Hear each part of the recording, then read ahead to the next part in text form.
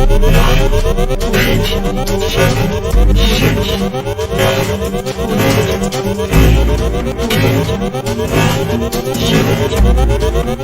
the Bulls keep this team together? Is there any doubt that Michael will come back? Questions about the future of Phil Jackson. Will this be his last How year? will the Bulls ownership deal with their aging The process stars? of becoming something transcendent, you can see it evaporating. I just kept hearing this over and over again, and I was just getting irritated. Like, we were winning. We felt like we were the greatest team ever. You have to wonder why Michael Jordan, who is surely the most popular player in our time, would be, in effect, driven out of professional basketball.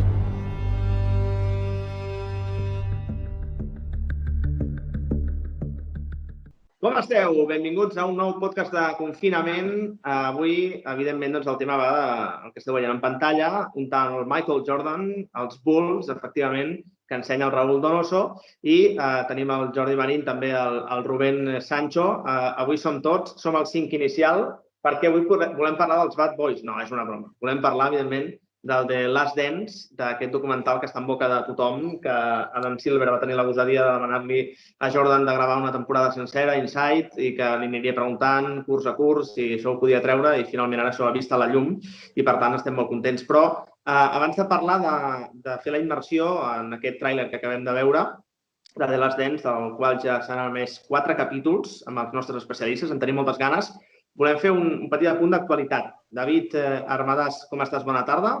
Molt bona tarda. I Raúl Donoso, Jordi Marín, Rubén Sancho, també com esteu, estimats? Bona tarda. Bona tarda des del confinament. Bona tarda des del confinament. confinament. Pop i 24 segons.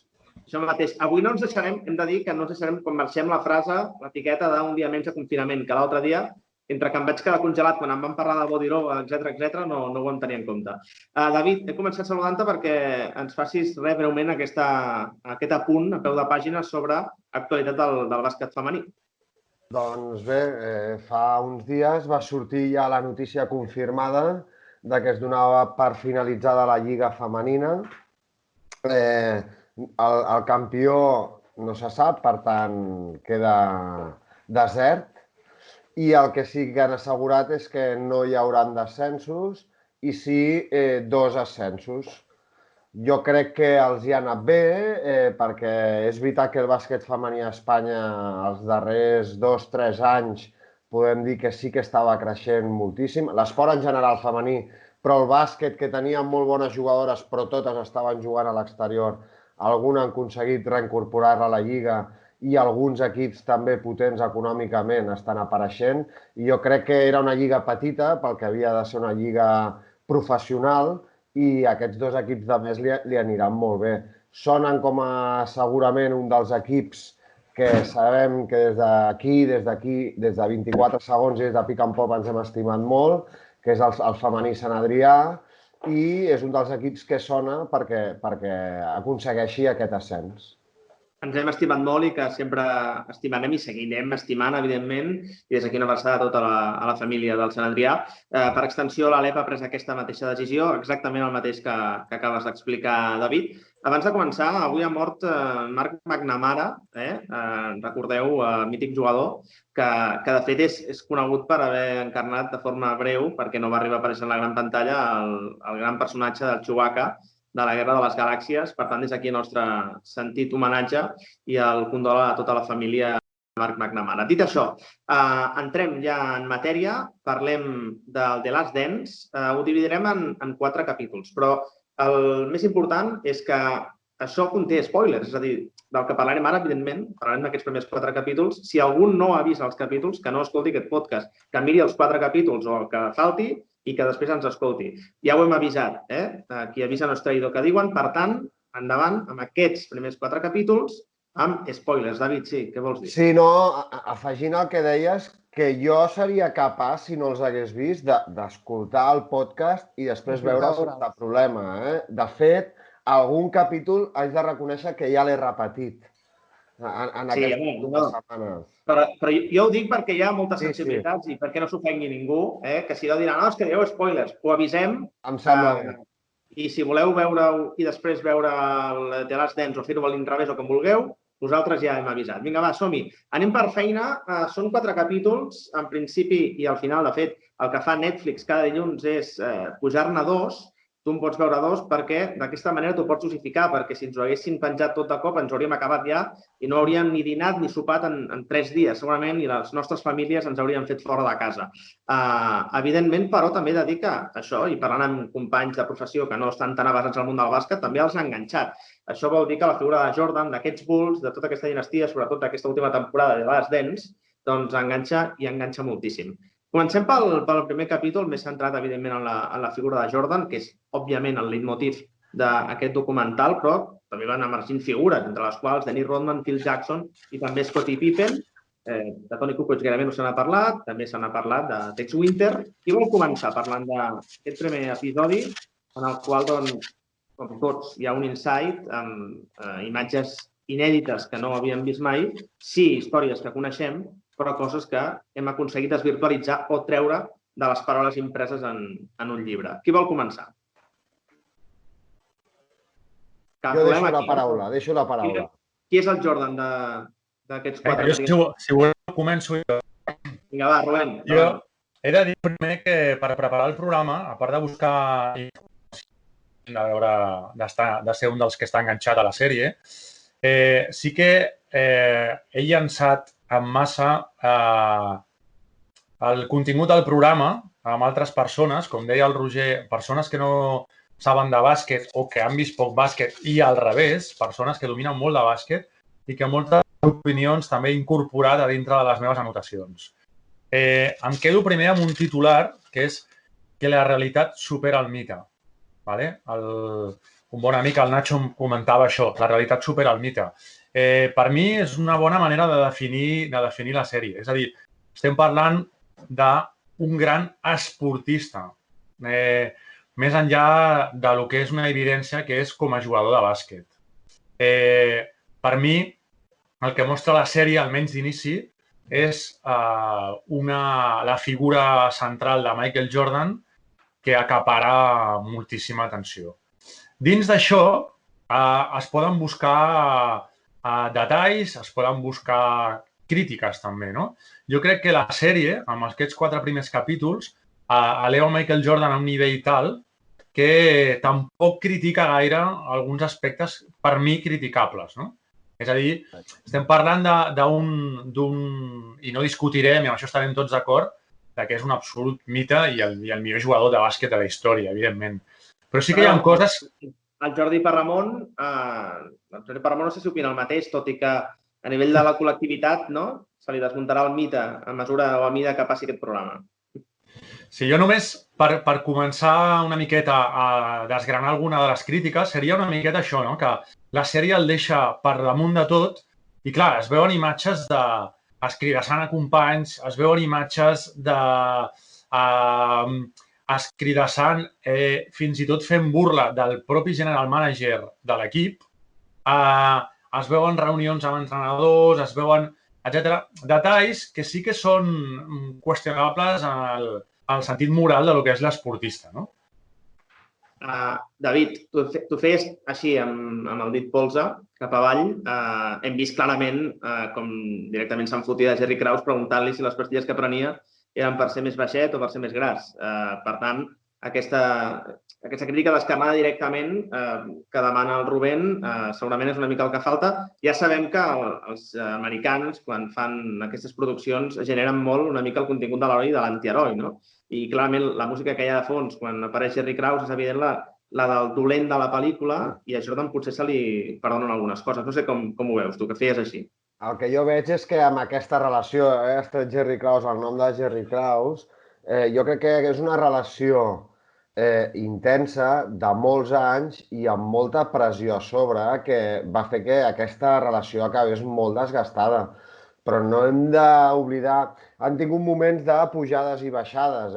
Jerry Krause ja té la primera trobada amb Jordan quan decideix traspassar a Charles Oakley a Nova York a canvi de Bill Cartwright i alguna elecció del draft, però les primeres declaracions de Jordan hem canviat un paio de 24 anys per un de 30 i pico i a sobre rondes del draft que hem perdut, etc. És veritat que després aquesta relació es torna a unir una mica i diguem que la trencada final ve els darrers 3 anys.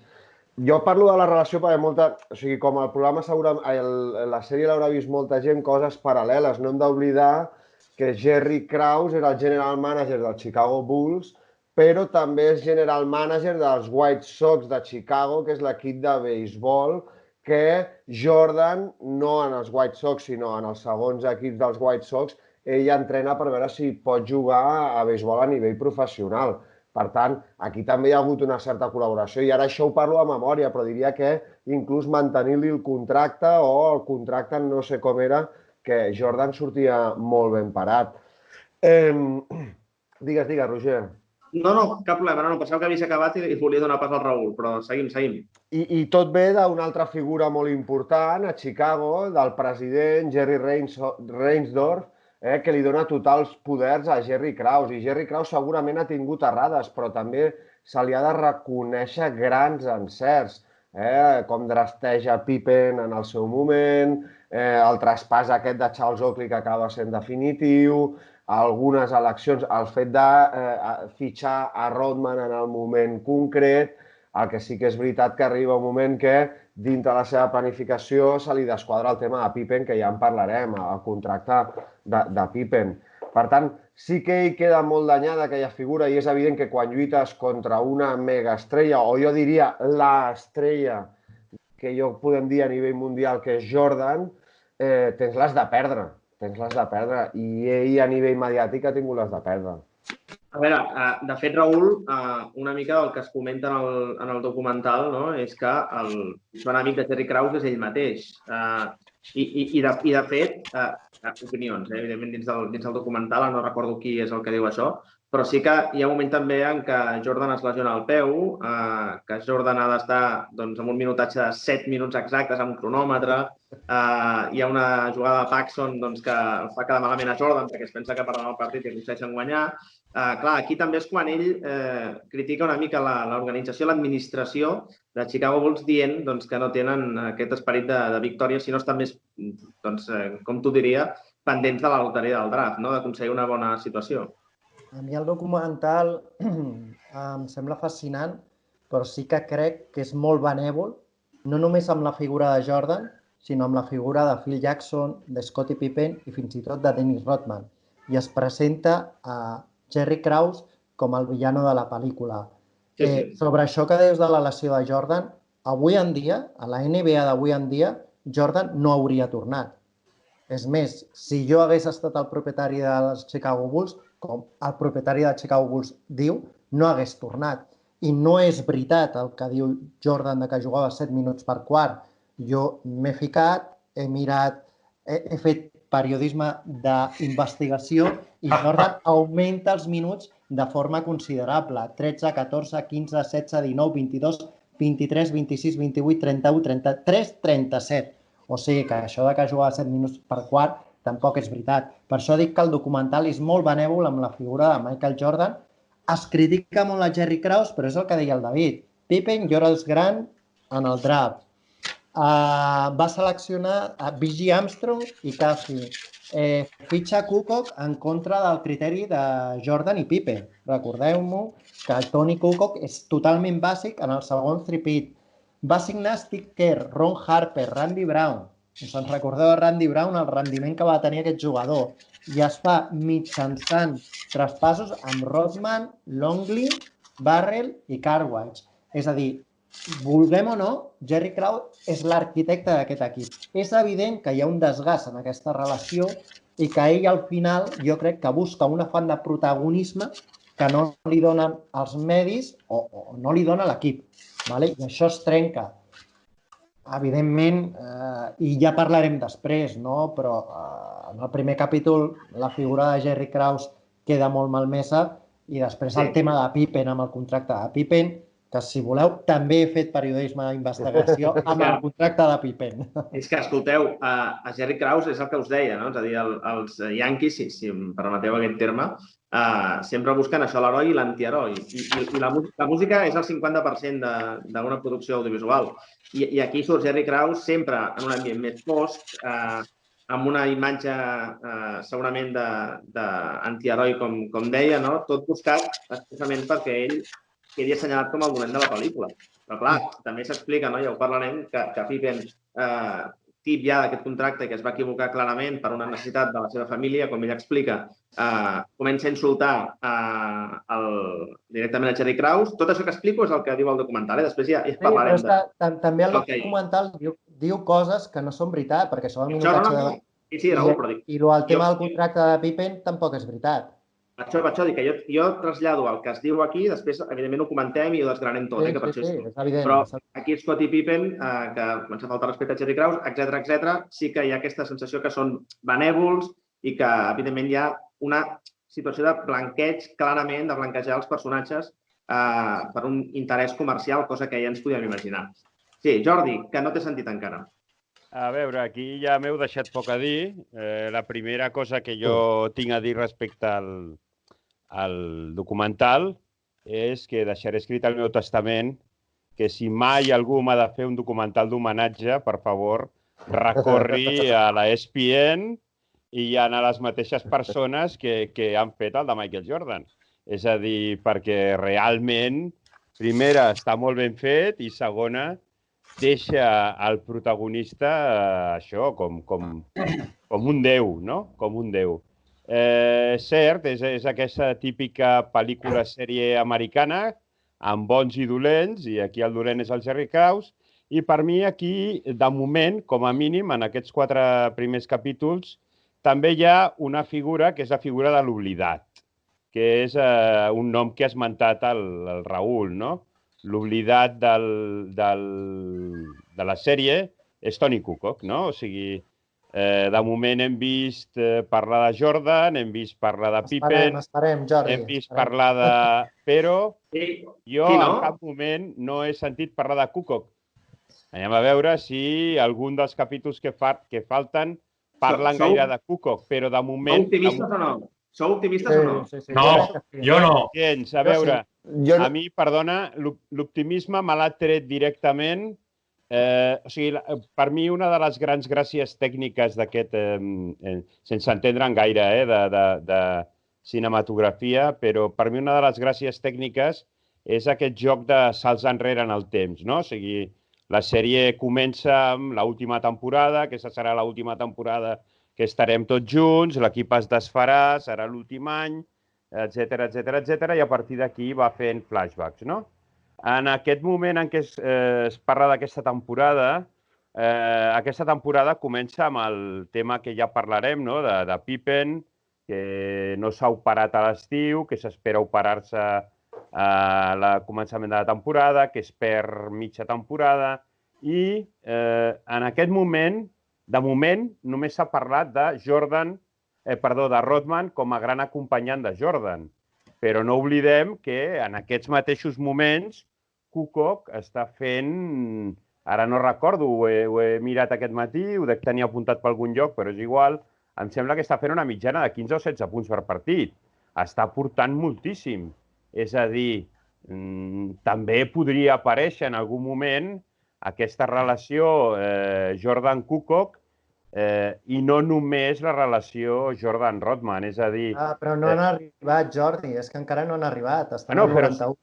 Sí, però sí que en el moment en què estan parlant de la temporada última, sí que hi ha molts fragments en què es parla de l'última temporada. Sí, però quan tornen al 86, tornen al 90, tornen al 91... No, i a més fan referència molt al personatge que estan tractant dins d'aquella darrera temporada. Sí que és veritat que van avançant durant la temporada, Sí, i del que han avançat durant la temporada, perdó, per mi s'han oblidat de Kukoc. Per mi. Jo crec que arribarà. En sentit, si em permeteu el comentari com a professional del tema cinematogràfic, etc., que he estudiat això... Ojo! Compte. Qüestió d'això, però i que Va ser una etapa de la meva vida ja passada, però sí, al principi el que es tracta és, com diu molt bé el David, que hi ha un personatge i, per tant, intenten no destapar elements futurs hipotètics, no? És a dir, el que passa que jo entenc, Jordi, que siguis pessimista, perquè hi ha un punt meu de pessimisme que és que no hi ha ni un moment en què aparegui Toni Kukoc. És a dir, ni un moment vol dir, surt els moments allà, pensa un massatge, un altre moment en què li crida el Michael Jordan i un altre l'Open McDonald's allà a París. Però, en canvi, no surt una entrevista seva. El que passa que sí que la idea és no avançar esdeveniments, és a dir, presentar un personatge, centrar-se en aquell personatge i explicar les bandes alternatives de forma mínima i concreta i concisa. El que passa que sí que a mi hi ha aquest punt de dubte que tinc de cara al futur, vull ser optimista, però tinc una mala sensació, que és que no hi ha cap entrevista en la qual aparegui Toni Kukoc. Esperem que ens equivoquem, tant de bo que sigui així, però ja sabem que als Estats Units el tema que vingui d'Europa encara continua generant-los reserves. Per què? Perquè l'Open McDonald's es tracta ja directament, l'equip europeu, surt Richard de Curí, surt Tarlat allà, que dius, home, escolta, una mica de respecte per equips europeus. Això a mi em va irritar una mica i em fa ser una mica pessimista, però vull pensar que Toni Kukoc crec que mereix clarament un capítol. Seguim avançant en aquest primer episodi. Josep, perdona un moment. Molt relacionat amb això. Jo he trobat unes declaracions de Toni Kukoc en aquest sentit, y literalment diu, espero que los próximos episodios sean más brillantes. Ell bàsicament es centra en defensar la figura de Jerry Krause. Sobretot, també alega el tema de que ell no hi és per defensar-se, no? Això també és una de les coses de Kukoc. I només com a dos detalls d'aquest primer capítol, em sembla, amb el que comentem de portar al cel a Michael Jordan, em sembla molt eloqüent la figura de Jordan assentat en un sofà amb el puro, el whisky i un primer plànol allà explicant això. Els ulls, què li passa? I els ulls. No sé què li passa als ulls, però això és un comentari que ha fet molta gent. I després... Són del mateix color que el whisky que s'està fotent. Exacte. I després, lligat amb el periodisme d'investigació, hi ha també documents que diuen que, per exemple, el campus en el que ell va assistir i en el qual ell va tenir l'oportunitat d'arribar, de fer el salt de trampolí, diguéssim, a la seva carrera, diuen que l'entrenador va absolutament inflar les seves estadístiques perquè era un campus amb accés només per gent que tingués unes determinades estadístiques. Diuen que aquestes estadístiques van inflar i van canviar. En cap moment en el reportatge surt això. Per coincidir i acabar una miqueta la meva intervenció, però jo coincideixo amb el Jordi i jo diria que abans a la sèrie són capaços de fer un capítol especial de Luke Longley abans de fer un de Toni Kukoc. Jo me la jugo i dic que no hi ha capítol de Toni Kukoc. Perdona. Jo me la jugo encara més. Sí que hi ha intervenció de Toni Kukoc, però és a la final dels Jocs Olímpics de Barcelona sent humiliat per Jordan i Pippen. És a dir, jo vaig més enllà. Probablement l'aparició de Toni Kukoc serà aquell dia en què Pippen i Jordan es conxorxen amb tota la raó per demostrar-li a Toni Kukoc que és un molt bon jugador, però està a anys llum del que són tots dos. És a dir, per demostrar-li a Jerry Krause. Sí, per demostrar a tothom, és igual, al món sencer. Però realment, una cosa és que és evident que Toni Kukoc que Jordan i Pippen estan molt per davant de Toni Kukoc i una altra és per mi, poc comprensible no aparició de moment d'aquest personatge. És que tu estàs venent la idea real de dir passem d'una bèstia assassina que és la màxima anotadora constant de l'NBA però que no pot fer el seu equip campió a passar a la col·lectivitat i en aquesta col·lectivitat, sobretot en el segon three-peat, al qual encara no hi hem arribat, doncs una de les peces clau d'aquesta col·lectivitat és evidentment Toni Kukoc, no? Que per cert, deixeu-me dir que jo veure París-Bercy i Toni Kukoc i que no hi hagi cap esment de la jugoplàstica, ja sé que no hi ha de ser, però jo és que em posa molt nerviós aquest passotisme de cara a qualsevol cosa europea i aquesta constant reivindicació de campions del món. Em posa una mica nerviós, però us segueixo deixant parlar. Va, David. Sí, jo anava apuntant cosetes del capítol. De les primeres imatges o la primera és Jordan amb la samarreta aquesta retro de Chicago, que m'encanta. He pensat que ho diries. I quan l'he vist m'agrada molt. I després el fet de que no n'hem parlat, de que ja hem dit que es basa en aquesta temporada, darrera temporada en què ells guanyen l'anell, però en la qual hi ha molt debat al final del 5è anell sobre si reconstrucció sí, reconstrucció no, en la que Phil Jackson penja d'un fil que pugui continuar i solament el fet de que Jordan digui o està aquest senyor a la banqueta o a mi ja m'heu vist, facilita que Jackson pugui estar una temporada més, però Jerry Krause, ja en parlarem, deixa molt clar que és una i prou. I quan parlàvem de les polèmiques, la frase que desplega gran part de la polèmica de Jerry Krause amb la resta de l'equip, entrenadors i jugadors, és aquella que diu els jugadors no guanyen títols les organitzacions. Allà li deuen organitzacions a l'equip, al club, franquícies també, l'estructura, organitzacions, i llavors va haver-hi molta polèmica amb aquella frase en la qual Jerry Krause després vol englobar a tothom i Jordan diu, vale, però després els que guanyen els títols, de fet, Jordan, el seu speech al Hall of Fame, torna a treure aquest tema. I llavors diu, no he vist a cap de la resta de l'organització posant-se gel quan li fa mal al turmell, recuperant-se quan es lesiona, etc. Per tant... De fet, hi ha un periodista que diu en un noticiari, que entra a nivell d'arxiu, dient no he vist a Jerry Krause fent una suspensió a l'aire i anotant una cistella. Exacte. I per acabar, jo crec que no ens podem imaginar la magnitud que va tenir Jordan a la ciutat de Chicago. Ja no parlo a nivell esportiu. O sigui, Chicago era una ciutat perduda, enfonsada amb el crimen, les drogues, I ha estat un reclam, Chicago, i això l'ha fet enriquir-se moltíssim i fer-se una de les ciutats més importants dels Estats Units. I tot això, no puc dir-ho tot, també hi haurà gent que ho haurà gestionat bé, aquest èxit de Jordan, però que ell ha tingut un pes, una magnitud, ha estat un fenomen social a la ciutat. De fet, els Chicago Bulls, prèviament, segurament Storm o Norman Lear, conegut com a Storm Allaire, un jugador que evidentment estava anys llum de Jordan, però sí que va tenir els primers punts de màgia de l'equip. Els Chicago Stacks, previs a la primera temporada de la NBA, coneguda com a BAA, però sí que és veritat que no ens podem imaginar, com diu el David, no, Raül, l'impacte que suposa l'arribada de Michael Jordan i el canvi absolut de la ciutat d'Illinois respecte a que el pavelló s'omple de cop i que els Bulls comencen a ser l'equip també que genera interès no només a beisbol i a hoquei. L'impacte no només a Chicago, sinó a tota la NBA, no? Sí, clar. L'impacte que té Michael Jordan. Hombre, David Stern estava així.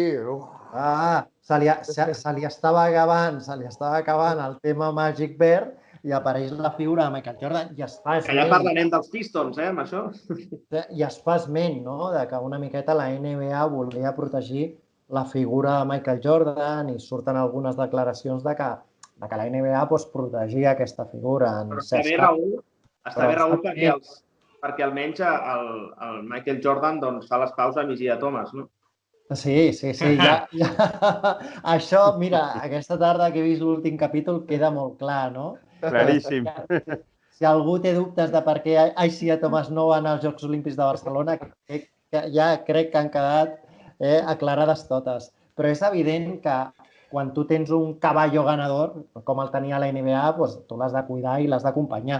Evidentment, ella acompanya amb la seva professionalitat, amb el seu comportament i amb el seu joc, no? Per mi és el millor jugador de la història, no tinc cap mena de dubte i crec que veient imatges del documental, si podia tenir alguna, m'ha quedat molt clar.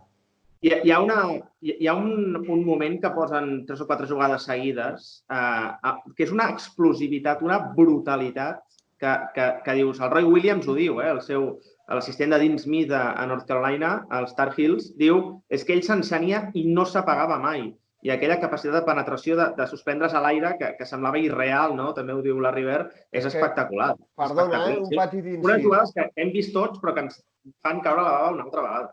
És la perfecció física i la perfecció tècnica, perquè ell, aquest gran físic que té, la junta amb unes qualitats tècniques, una varietat de moviments, ara utilitzo el revers, ara fico el peu per aquí, ara faig una anella passada, ara la deixo amb l'esquerra per allunyar-la més del defensor, és a dir, s'ha juntat tot de Jordan, de Maggi podríem dir la seva intel·ligència igual que de la River, però aquesta perfecció és que jo crec que no l'he vist a cap jugador. Perdoneu, Sí, companys, passarem ara al segon capítol, però abans... Un moment només. Sí, un segon, que us dono pas. Sobre aquesta perfecció que explica el David, crec que em sembla destacable que es faci justícia als seus entrenadors, Dean Smith i Roy Williams, als Tar Heels de North Carolina, perquè em sembla que ell, quan li pregunten què t'ha semblat la teva primera temporada a l'NBA, diu, doncs ha estat molt fàcil, perquè ell ja venia preparat, és a dir, parlem d'una universitat, sobretot als anys 80, entre North Carolina, els Tar Heels, North Carolina State, Universitat de Houston, que hi havia un sistema de programari de basquetbol i de perfeccionament dels jugadors espectacular. I, de fet, hi havia una criba important, un filtre, a partir del segon any, si aquests jugadors podien servir per entrar en rondes altes del draft o simplement havien de dedicar-se a una altra cosa. Una petita aportació. Sí que el documental, i lligant amb el programa de dilluns, que, per cert, just a la part que jo no vaig poder assistir, passa una mica per damunt per tot aquest tema de les drogues i l'alcohol a la NBA. Hi ha un moment en què el Jordan s'aparta, o fa veure que s'aparta d'uns companys dels Bulls que estan en una habitació consumint cocaïna i determinades coses. És a dir, també hi ha aquí un evident interès per netejar o deixar clara la idea que amb Jordan s'està acabant aquesta imatge tan fosca de la NBA que vam estar parlant, del qual vam estar parlant, que era el tema que tocàvem dilluns passat, però que hi ha altres noms. Sí, però que hi ha altres noms. No només Spencer Haywood, hi ha Len Bias, que no va arribar ni a poder jugar a la NBA, el draft maleït de Len Bias. Per cert, David, perdona, Jordi, que t'interrompi, però ara és que el David em provoca. Et va agradar molt els passos de... Ara que ha estat tan de moda els passos de desescalada del desconfinament, jo vaig enviar al grup uns passos, 4 passos de com ser Juan Tamarit. El David ja sap de què va. Jordi, perdona, va, que no t'interrompo més. No, doncs això, que ara ja això... Perdona, Jordi. No, tranquil, que el draft, apartar-se una mica d'aquesta línia que estava agafant la NBA de Spencer Haywood o de Len Bias o del draft maleït de l'any 86, on hi ha també Ron Tarpley, Brad Dougherty, etc. Jordi, pensa que tenim a l'NBA ha jugat el vicepresident del Consell d'Administració del Club de l'Humo Verde, un tal Robert Parrish. O sigui, ho dic perquè l'altre dia preparant Spencer Haywood, quan vaig veure aquest títol en el currículum del Robert Parrish, a sota de tots els títols de la NBA, també ho recordo. Això estava tan empanat. El jefe, exacte. Ara el Camp Nou serà un camp canàbic, no diuen? Alguns? Vull dir que una mica tot plegat de moda. Quan parlem del quart capítol, perdona, suposo que no ens oblidarem de les imatges de Phil Jackson com a jugador, amb aquella cara de... Bé, no diguem ara de què era la cara, però sí que... Digues. Jo crec que si el documental tampoc es talla gaire amb certes coses. No, gens. Jo, pel que he notat aquí... Rijkaard, no? Rijkaard. No, perdona. Jo he anotat aquí paraules exactes que deia que quan prenia LSD es creia que era un lleó. M'ha semblat una frase curiosa, no? perquè a més està en un taxi, la imatge es veu en un taxi, al seient de darrere d'un taxi, amb un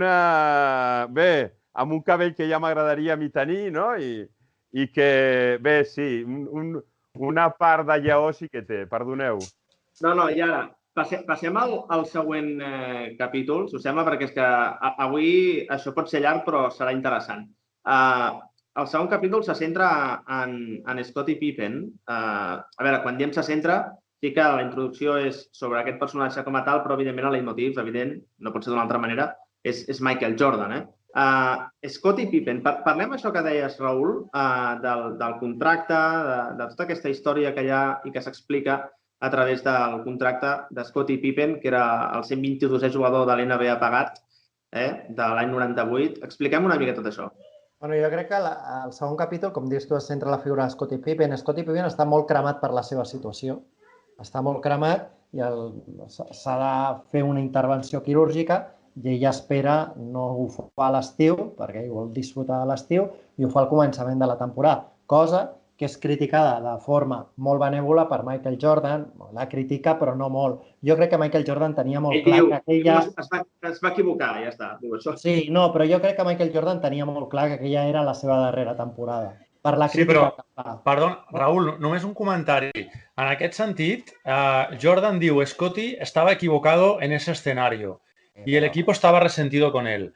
Steve Kerr, en una entrevista a la ESPN, desmenteix aquestes paraules i diu que no, que en absolut l'equip estava en contra i que respectaven totalment la decisió de Scottie Pippen. És una de les altres coses que també m'ha sobtat de veure com Jordan ho fa tot bé i no és tan així. Per això ho dic, però jo crec que la posició de Jordan té molt a veure perquè ell ja tenia clar que era la seva darrera temporada i tampoc les crítiques que feia altres anys, perquè en Rodman també ho porten una miqueta de dir, bueno, que nos aguante esta temporada, vale? Que ens serveixi per competir i ja ho veurem. I en Rodman, el documental, ara com que està malalt, Kim Jong-un no pot sortir, no? Perquè suposo que també hauria de sortir d'allà a l'entrevista. Jo sobre el tema de Scottie Pippen no estic d'acord en les crítiques de Scottie Pippen, primer perquè insultar el general manager directament en el bus no és la correcta. Però sí que diré, Scottie Pippen és escollit al draft del 87 i firma un contracte de 6 anys. Ell, l'any 91, demana renegociar el seu contracte. I el club li diu, escolta, nosaltres no renegociem contractes. I sent All-Star i ja sent un dels jugadors més importants de la NBA, el que li diu al club és fem una extensió del teu contracte per 7 anys. Els seus agents li diuen, no firmis. I firma durant les finals del 91. Recordem que en un any Scottie Pippen està a les Olimpiades, al Dream Team. I ell, amb aquesta extensió del seu contracte, quadriplica el seu sou. I fins i tot el propietari dels Bulls li diu, jo no firmaria. Els seus agents li diuen, no firmis, però ell firma. Per tant, aquí el culpable, ningú li va posar una pistola al cap i li va dir, firma aquest contracte. I a més, va firmar un contracte en els primers anys rebia més diners que els últims, perquè així deixava espai salarial als Bulls perquè poguessin fer incorporacions.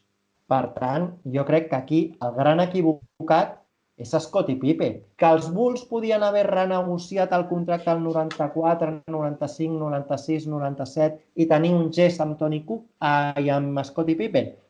És evident que sí, però al final el principal que s'equivoca és Scottie Pippen. I també diré una cosa, la vida econòmica de Scottie Pippen dona per un altre documental de 10 capítols, perquè després ell atraca els Houston Rockets firmant un contracte de 67 milions per 5 anys i després el seu amic John Paxson, quan ell pràcticament no pot ni caminar, li firma un contracte en els Bulls per 10 milions de dòlars per 2 anys. A la seva vida esportiva, si juntem tots els contractes, direm que Scottie Pippen, a la seva vida esportiva, ha guanyat més que Michael Jordan. I els països nòrdics també va atracar una miqueta, l'home, una miqueta, vull dir, una propineta, evidentment, però fins a l'últim moment allà el Torpan Pojat jugant també va jugar Dennis Rodman, en fi. Que jo no dic, Roger, que els Bulls no tinguessin que fer un gest. No, a veure. Però és evident que el principal... Si jo et dic que això val 1.000 euros i tu els pagues, qui s'equivoca? Qui t'està enganyant? T'enganyo jo o ets tu que no... que ets tonto? Com els creadors de McDonald's, i ara no hauria de fer publicitat, però que no agafen, al final accepten un contracte verbal i després tota la revalutació que hi ha no la poden demostrar. Quan els avisen no ho feu i ho fa... Clar, és que al final això és una empresa... La vaig veure fa 2 setmanes i l'has clavat. És això. És això. Doncs perfecte, doncs fins la propera. Jordi. A mi del segon capítol, bueno, heu parlat del tema Pippen, però primer del tema Pippen el que em sorprèn és, relacionat amb Michael Jordan, aquest esperit que ja se li comença a veure en el primer capítol, evidentment, que és el competitiu, no? És un home supercompetitiu i que li agrada molt apostar. I em sembla molt curiós que només arriba Pippen, s'explica que li regala uns pals de golf, no? No sé si heu vist la imatge, però Pippen diu, m'ha regalat uns pals de golf, com vulguem dir, ja tinc aquí un amb el que anar a jugar a golf i a apostar diners, no? Vull dir, aquesta idea que després es va repetint també en altres capítols de l'home hipercompetitiu, potser també ja en el primer capítol es veu quan la seva mare li diu, quan hi ha un moment que com a nen arriba a casa i diu no m'han agafat a l'equip de bàsquet, no? I potser, no ho sé, si la meva filla arriba i em diu no m'han agafat a l'equip de bàsquet, doncs jo li diria, doncs mira, hi ha 25 esports més, no? Pots anar... Mentida, Jordi, tu agafes i dius, vaig a parlar amb l'entrenador ara mateix, que et conec. I nosaltres t'acompanyem. I en canvi la mare li diu, doncs si no t'han agafat, el que has de fer és practicar aquest estiu i aquest esperit competitiu que després el porta al món de les apostes, també. L'alçada, el creixement també ajuda aquí, Sí, també. Però el que vull dir és que és bo, però acaba sent dolent, perquè el món de les apostes de moment tampoc no ha sortit. No ha sortit més que tangencialment, però sí que es veu que és un home que aposta, que després en un altre capítol, en aquest mateix capítol, surt jugant a golf amb el Danny Ainge i que parlen sobre el partit amb Boston i tal. Per tant, em va cridar molt l'atenció aquesta imatge dels pals de golf, no? Hi ha una altra imatge, canviant absolutament de tema, i només la volia colar, i és que, no sé si us heu fixat, però en el moment en què apareix el partit de l'Open McDonald's de París, com molt de refiló es veu Alfonso Reyes. Apareix Alfonso Reyes, que en aquella temporada em sembla que estava jugant al Paris Saint-Germain i dius, ostres, després hi ha un altre personatge que diré, que també apareix molt, però Alfonso Reyes em va cridar molt l'atenció que aparegués en un documental de Michael Jordan, no? Sí. Jo només vull dir una cosa. Raül, ara m'hi ha fet pensar el Jordi. La primera vegada que et vaig veure, és a dir, quan ens vam conèixer a Pick and Pop, vas parlar del partit dels 63 punts de Jordan al Garden i vas parlar d'aquesta anècdota de Danny Ainge. De fet, quan el vas preparar, i de fet allà, teclejant allà al moment perquè no m'havia pogut preparar, el primer que sortia era això de l'anècdota aquesta del golf, del dia previ Danny Ainge amb Michael Jordan. Res, simplement m'ha fet gràcia i t'ho volia recordar. Sí. M'ha fet molta il·lusió veure un altre cop i aquesta connexió que hi ha amb tu respecte a Pick and Pop. Rubén. A veure, jo comentar que crec que hem passat molt per alt a l'última frase que ha comentat el Raül. És a dir, que Scottie Pippen va cobrar més com a jugador de bàsquet al llarg de la seva història que Michael Jordan. Esportivament, Sí. Esportivament, evidentment. Jordan guanya més diners ara que... Exacte. Però és una xifra gens despreciable, no? Llavors jo penso que el passat de Scottie Pippen és el que ja directament et predisposa a veure'l com a pobre Scottie i tot el que li està passant, però sí que en aquest sentit, com deia el Raül, hi ha comportaments una miqueta reprovables, no? És a dir, insultar literalment el general manager o poc professionals, no operar-se, estar amb males cares, sense entrenar, sense jugar, pressionant, no? A mi una de les coses que em va portar, i també un dels oients m'ho apuntava, no? Era el concepte de la NBA com a negoci. És a dir, jo crec que aquí a Europa és inconcebible que un jugador estrella vulgui negociar el contracte i la seva franquícia o el seu equip li digui no el negocio. És a dir, aquí tot funciona diferent, no? És a dir, tu has firmat això, tu et quedes amb això. I d'aquí no es va moure. La postura de Chicago en aquest sentit va ser molt forta, no? I després també apuntar, perquè per no allargar i deixar pas també el David, no? Apuntar aquesta capacitat competitiva que deia el Jordi, no? És a dir, el David ha parlat de l'excel·lència a nivell físic i tècnic. Per mi hi ha un factor important que és la capacitat competitiva, evidentment sense desmereixer l'altra part, no? Però jo crec que és un animal competitiu i és un animal competitiu que ve marcat per la seva exigència davant l'equip i la seva autoexigència. I això sí que penso que se li ha de reconèixer a Michael Jordan. És a dir, també surt el reportatge, no? I amb això sí que el veig bastant identificant, no? Entrenar, millorar, vull fer això, ho exigeixo als meus companys, com que jo dono exemple, tinc capacitat per exigir i exercir un lideratge esportiu tremendo, no?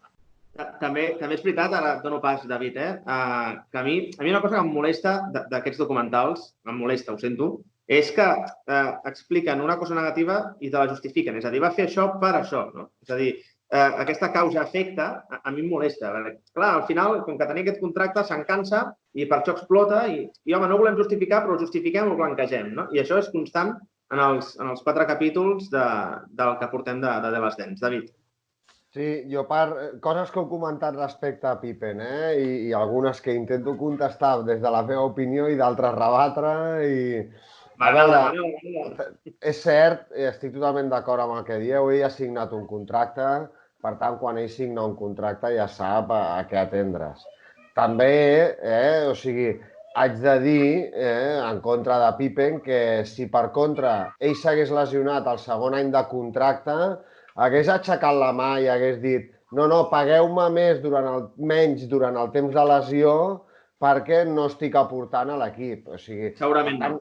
Aquí juga amb una moralitat que ara actualment és una vergonya perquè els jugadors renoven quan encara els hi queda més de la meitat del contracte que havien signat anteriorment.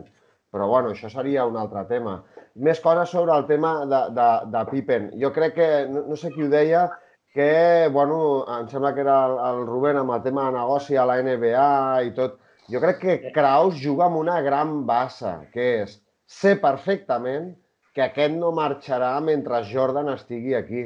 I llavors, perquè Pippen és plenament conscient que és l'aposta a cavall guanyador per guanyar el títol. Per tant... Sota cavall rei. Exacte. Després, el que deia el Raül, recordar, perquè els oients igual no ho recordin, ell sí que fitxa pels Rockets amb aquest gran contracte de 5 anys, però només està un any i després és traspassat als Blazers. I juga a Portland els altres 4 anys. Sí, però el contracte el cobra, Exacte, sí, no, perquè la gent no pensés de dir no, ha dit que juga a Houston i només juga una temporada.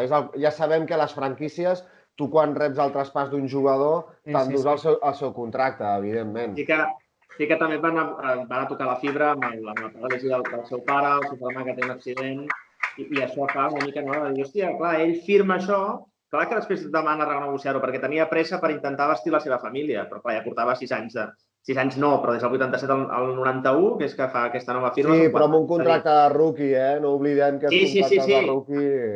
Evidentment, però que em refereixo que al final també hi ha una mica buscar tocar la fibra i aquesta justificació constant. En aquest sentit, evidentment, a tots ens sap greu la tragèdia familiar de tenir dues persones amb cadira de rodes a casa, evidentment. I per acabar... Però ell ja tenia acords publicitaris que cobrava més per aquests acords que pel contracte. Correcte. No, per això dic, Raül, que al final tot això també forma part també d'aquest blanqueig, evidentment. De Pippen, bueno, ja ho diuen, però també jo crec que hem de fer també un exercici d'empatia, i quan tu ets clarament el segon millor jugador, perquè està el millor jugador de la història al costat teu, i estàs entre els 10 millors de la NBA, és a dir, ell va pertànyer a aquell famós Dream Team de Barcelona 92, és a dir, estàs entre els 10 millors jugadors, que siguis el jugador 100 i pico que cobra més, però és que dins del teu propi equip hi ha jugadors suplents que cobren més que tu, també aquí hem de fer un exercici d'empatia. I jo crec que es va donar aquella situació, jo entenc a Kraus, és a dir, el tinc lligat, puc reinvertir aquests diners d'una altra manera i ell, a nivell de gestió, fa una jugada mestra, no ho hem de negar. Sí.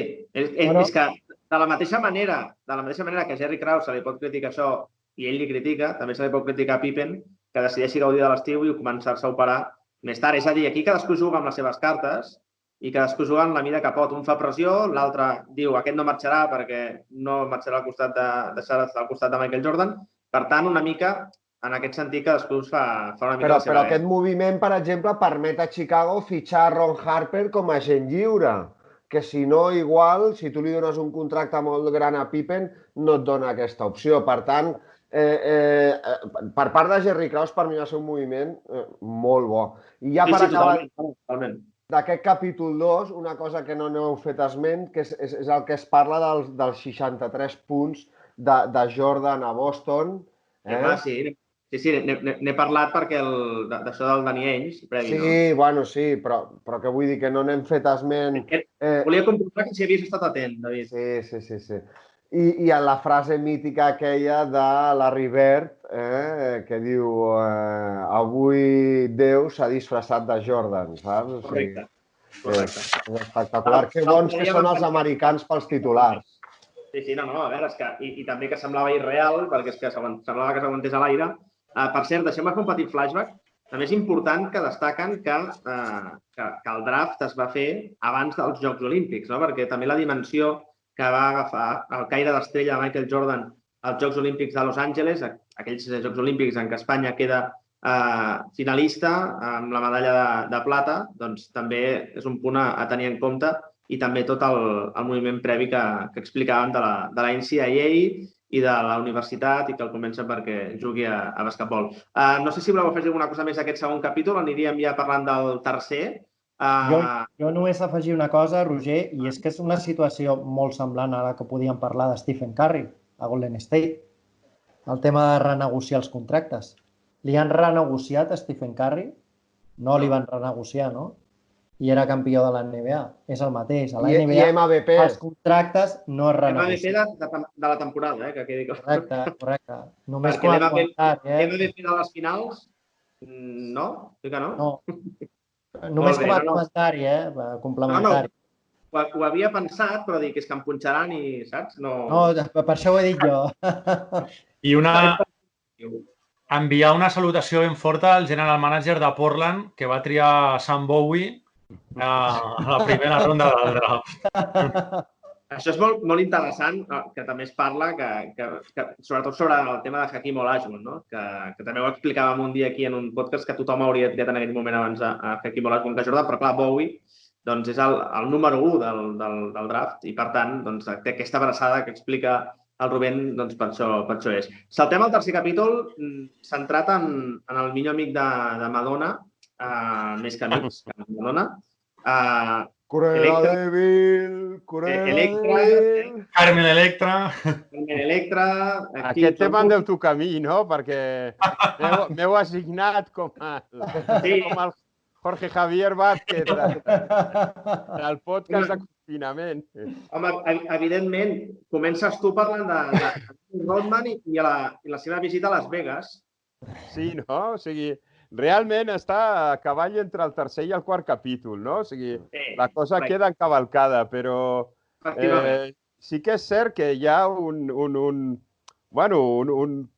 tros bastant important que a mi m'ha cridat l'atenció, no? Que és amb aquesta primera l'aparició de Madonna, no? I sobretot després la intensa aparició de Carmen Electra per als més joves o per al Raül que ja riu o... Compte, Jordi. O per tots els que... O per tots els que no la coneguin, Carmen Electra va ser noia Playboy durant molts anys, va ser vigilant de la platja en una franca i dura competició amb Pamela Anderson, que va aparèixer en un capítol... Jo mirava més a David Hasselhoff. Sí, ja. Jordi, ho portes molt, això, eh? Sí, no, és que ja que m'heu donat el rol ho he fet bé i fent periodisme d'investigació, com diu el Raül, he descobert que Carmen Electra surt en un capítol de la mítica sèrie House en què el doctor House té un somni eròtic, el mite eròtic és Carmen Electra. És a dir... Pensava que anaves a dir que el doctor House l'opera, però no. No, què va. I el que em crida més l'atenció de l'aparició de Carmen Electra en el documental és quan al final, bé, primer diu que no sap si té partits o no té partits. Esto lo lleva mi marido, ¿no? ¿no? Vegas es marca, no direm noms perquè, bé, potser ens tancaran a la presó o alguna cosa, però esto lo lleva mi marido, ha quedat molt clar. I, en segon lloc, hi ha un moment en què diu que piquen a la porta i entra Michael Jordan a buscar el Rodman i la reacció de la Carmen Electra és, diu, jo em tapo perquè no vull que em vegi, jo m'amago. Darrere del sofà. Sí, exacte. Jo, quan us he dit fora del micròfon que el tercer capítol m'havia agradat molt, no era per això, que quedi clar. És que a més això surt al quart. Sí, exacte, al quart, bé, quan surti, és igual, però vull dir que quan deia això no volia parlar d'aquest tema concret. Escolteu, a veure, Dennis Rodman, clar, la figura d'algú que el fan fora de casa, que va vivint com pot, Chico Malo, Bad Boy, de Detroit Pistons, la seva etapa fracassada als Spurs, s'adorm amb una pistola dins d'un cotxe, diu ell que podria haver acabat a la presó o mort o matant algú i que en canvi el bàsquet el va salvar. Què podem dir de Dennis Rodman, companys? És la figura més estrafalària segurament dels últims anys de l'NBA o la que més. Jo em quedo amb dos intervencions, ho dic per també distribuir una miqueta les opinions. Una és la frase en la que ell diu jo podria ficar 20 punts, però aquí hi ha gent que els fica, per tant, em dedicaré a fer altres coses. I seré el millor fent altres coses. Per mi això el defineix la seva trajectòria dins del bàsquet. Rodman té punts a les mans i Rodman havia demostrat coses, però ell es decanta per ser un autèntic especialista en treure el caràcter de l'equip i amb el rebot. Llavors, són dues facetes per mi que l'encumbren com a jugador de rol i això és capaç de fer-ho, per tant, mostra certa intel·ligència. Que ho explica, ell diu jo podria meter 20 puntos per partido, però quan veig que a nivell defensiu, a nivell de rebot, doncs si tinc traça, ho potencio al màxim, però al màxim. La segona cosa és la decisió de fitxar-lo, no? I tornem una altra vegada a Jerry Krause, no? És a dir, anem a fitxar el jugador que ens ha fet mal defensant, que ha fet defensar a Pippen, que ha defensat a Jordan, que imprimim caràcter a l'equip i van i el fitxen. Aquesta és una altra segona comentari. I la tercera, sí que volia dir que a mi particularment aquest capítol no m'ha destapat tantes incògnites perquè hi ha un reportatge a Movistar que parla de la figura de Rodman, que és espectacular i molt recomanable, que parla molt de Rodman para lo bueno o lo malo. I d'aquest capítol jo només destacaria que Rodman pateix bullying quan era petit, aquí on el veiem i on va arribar, i que les seves germanes eren les que, jugadores de bàsquet també, les que el defensaven i les que jugaven permanentment amb ell perquè no volia jugar amb ningú més. Entre altres coses, una de les coses que jugava era a posar-se els vestits de les seves germanes, a pintar-se i a vestir-se com a dona. I aquí ho deixo. I que de fet la Madonna una mica el que explica és tu sigues tu mateix, és a dir, construeix-te el que tu vulguis ser. No? Exacte. Sí. Per cert, jo he trobat unes declaracions del director de Last Dance, Jason Hehir, en el que diu que, bueno, per entrevistar-lo, que té la marinera, que va arribar 2 hores tard, que després de què va esto, i li havien explicat 20 vegades que anava sobre el documental dels Bulls, que s'asseu i li preguntaven sobre els Pistons i ell parlava de Kim Jong-un i com iba a quedar en los libros d'història i que després... És el tema, que caminando por un campo de nabos. I que el director es tornava boig, que no sabia per on anar i que al final va demanar un sàndwich d'atún de Subway i un té de manzanilla. I aquests són els 2 requisits que va posar per continuar l'entrevista. Jo només vull dir que constantment pateixo per 10 minuts. Pateixo, o sigui, cada cop que surt Dennis Rodman, pateixo perquè de cop no se li en vagi el cap. Ja m'entenem el que vull dir. Sí, el que passa que li pregunten a veure com reacciona. Sí, el que passa que jo crec que quan el fitxa Jerry Krause, evidentment, ell ho diu molt clar, que ell confia en que el respecte que pot tenir esportistes del nivell de Scottie Pippen, de Michael Jordan i d'un entrenador com Phil Jackson, que és un entrenador, ja sabem, que te doy un libro cuando llegas, que si el budismo, que si lo otro, és evident que al final saben com portar-lo, no? perquè ell vagi aportant a l'equip, no? Però Jordan quan li diu, oye, que las vacaciones las necesito yo, i el tio se'n va a Las Vegas, i Jordan li diu, Phil, no va a volver, ja ho sabem que no tornarà. I és evident que no torna i l'han d'anar a buscar. Creieu que Rodman s'ha saltat el confinament o no? Home, evidentment. Evidentment. A Las Vegas, no? A Las Vegas. No, sí, el que dius és... A veure, o sigui, el que dius ja és una cosa que quan ho explica dius ja saps com anirem. És que no seran 48 hores i, a més, a l'inici del quart doncs es veu que van augmentar les hores, 38 hores sense saber res d'ell, i arriba a les 88 hores i l'han d'anar a buscar, i aquesta història que ha explicat el Jordi sobre la Carmen Electra. Però sobre Dennis Rodman, clar, ell forma part de la generació, no? I amb això vull lligar-ho amb els Detroit Pistons, d'Isaiah Thomas, de Bill Laimbeer i d'aquests bad boys de Chuck Daly, que són els que s'interposen una mica en aquest camí que volia l'NBA en el traspàs entre Magic Johnson, Larry Bird i la nova estrella, que era Michael Jordan. I apareixen aquests nois amb un joc molt físic, evidentment els fan quedar aquí com els dolentíssims de la pel·lícula, quan a l'NBA, doncs, en aquella època no era com ara. No sé qui ho diu ben bé, però que semblava hoquei gel, que fins que no hi havia sang no apareixien els àrbitres per posar pau. Sí que és cert que... Perdona, David, digues. Digues, Jordi. Que en aquesta idea de bons i dolents, no? Darrere de Jerry Krause, els segons dolents d'aquesta sèrie són els Pistons, no? I se'ns els ven com un equip en què només sabien que repartia estopa. En cap moment apareix alguna imatge d'Isaiah Thomas, que era un gran jugador, amb una gran creativitat, l'anomenaven el Pocket Magic, no?